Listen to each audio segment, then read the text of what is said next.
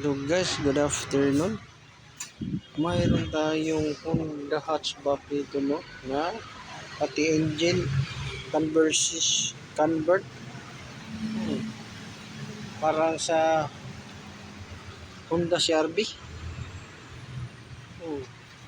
Hatchback. So ang gusto ng may-ari, yung aircon din i-convert.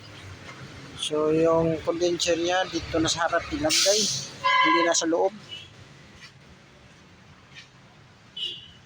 Parang sa CR-V.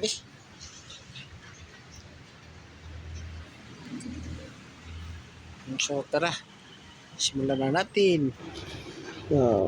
Gusto ng may-ari na palitan ng yung mga long condenser, yung mahabang condenser, palit natin yung dito sa harap i-fix. So yan, fix na natin yung condenser sa harap at dalawang auxiliary fan.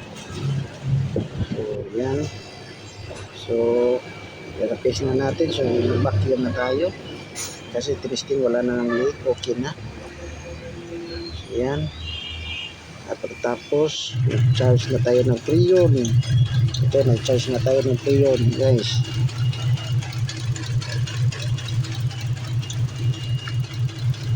Okay.